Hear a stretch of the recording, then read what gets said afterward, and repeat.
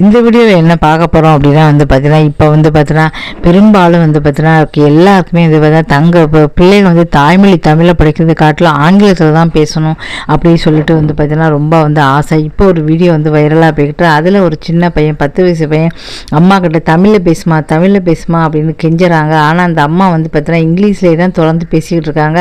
அப்படின்னா என்ன அப்படிங்கிறாங்க. நீ இப்போ நான் தமிழில் பேசுகிறேன், அதேமாதிரி தமிழில் பேசுமா, இங்கிலீஷ் வேண்டாமா அப்படின்னு சொல்கிறாங்க. ஸ்கூலில் என்னாச்சு அப்படின்னு கேட்குறாங்க. ஸ்கூல்லையும் பார்த்தீங்கன்னா மிஸ் உங்களுக்கு இங்கிலீஷ் தானே பேசுவாங்க. அம்மா அப்போ எங்கிட்ட இங்கிலீஷ் தான் பேசணும்னு சொல்லிட்டு தொடர்ந்து அம்மா பார்த்தீங்கன்னா அந்த பையன் பார்த்தீங்கன்னா அழுறான், அவனுக்கு தமிழில் பேசுங்க அப்படி சொல்லி. இதை பார்க்கும்போது நமக்கே வருத்தமாக இருக்குது. நீங்கள் என்ன தான் ஆங்கிலம் அப்படின்னு நீங்கள் படிச்சிருந்தாலும் சரி, தமிழ் மொழியில் இந்த சின்ன பிள்ளை எவ்வளோ ஏங்கினா அந்த தமிழில் பேசுங்க அப்படின்னு சொல்லிடும்.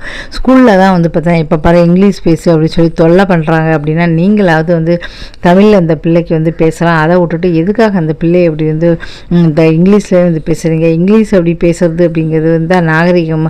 தமிழ் பேசினா நாகரிகம் இல்லையா? தாய்மொழி தமிழில் பேசுகிறது பார்த்தீங்கன்னா நாகரிகம் இல்லை. ஏன் இப்படி நடந்துக்கிறீங்க அப்படின்னு சொல்லிட்டு எல்லாருமே இதை திட்டுறாங்க.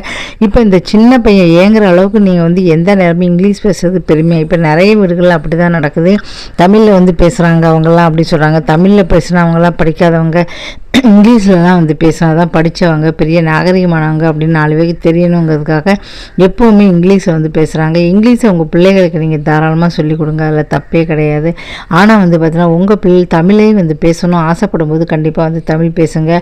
ஸ்கூலில் தான் டீச்சர்ஸ் எல்லோரும் இங்கிலீஷில் பேசுங்க அப்படி சொல்கிறாங்க. சரி, குழந்தைகள் இங்கிலீஷில் பேசுறது, வீட்டிலையாவது ரிலாக்ஸாக இருக்கும்போது தமிழில் பேசினா என்ன குறைஞ்சா போயிருவீங்க? எதுக்காக அந்த பிள்ளை இப்படி ஏங்க விடுறீங்க?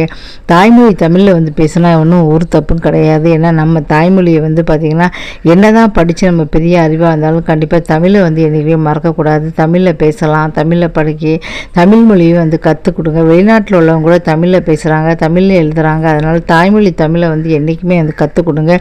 எந்த மொழியாக இருந்தாலும் தாய்மொழியை கற்றுக் கொடுக்க தப்பே கிடையாது. இங்கிலீஷ் பேச வேண்டாம் அப்படின்னு நான் சொல்லலை, தாராளமாக இங்கிலீஷ் பேசுங்க. அதே சமயம் தாய்மொழியும் இந்த குழந்தைகளுக்கு கற்றுக் கொடுத்தீங்கன்னா நல்லாயிருக்கும். ஏன்னா அந்த ஒரு சின்ன பையனே கதறி எழுறான்னா இப்போ எந்த அளவுக்கு மனசு உடஞ்சி இங்கிலீஷ்லேயே பேசி அழுவோம். அதனால் நீங்கள் தாய்மொழி பேசினா குறைஞ்சி போயிட மாட்டீங்க. அதனால் தாய்மொழி தமிழ் அப்படிங்கிறது ரொம்ப நல்லா. அதனால் கண்டிப்பாக பார்த்தீங்கன்னா நீங்கள் தாய்மொழியை என்றைக்குமே புறக்கணிக்காதீங்க. உங்கள் குழந்தைகளுக்கு தாய்மொழியில் நீங்கள் தாராளமாக பேசுங்க. அதே சமயம் ஆங்கிலத்தையும் சொல்லிக் கொடுங்க. இந்த வீடியோ பிடிச்சா மறக்காம சேனலை சப்ஸ்கிரைப் பண்ணுங்கள். நன்றி, வணக்கம்.